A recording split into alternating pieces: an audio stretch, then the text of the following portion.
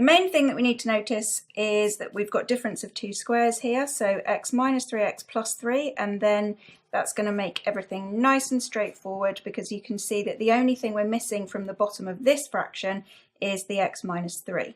So we're going to put that on the top and the bottom.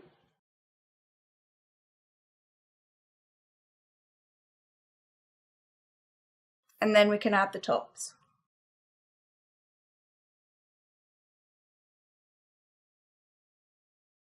So we factorised, we've made a common denominator and added them up. Now we're going to simplify, so I'm going to expand this out, being careful of the minus sign issue, and see what we get.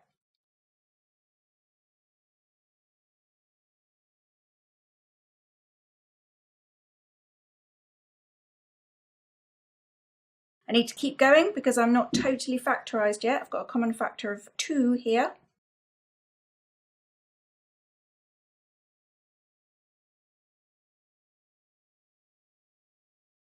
Totally factorised, all cancelled down, simplest form. Now let's check it.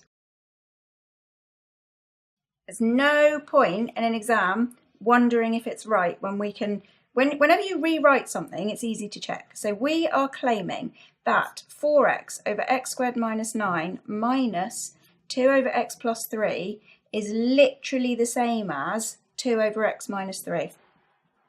That's the claim. Now if we're right, then I should be able to sub any x I like into this side here, and whatever I get will be the same as if I put the x in here. So I usually use x is 2.5, but I have no idea why. You could use your favourite number, and you're going to type it into the left-hand side using your calculator.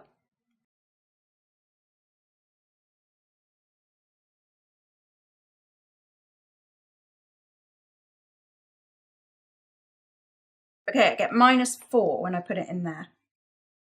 So if I'm right that this thing equals this thing, then I should get minus 4 when I put 2.5 into here.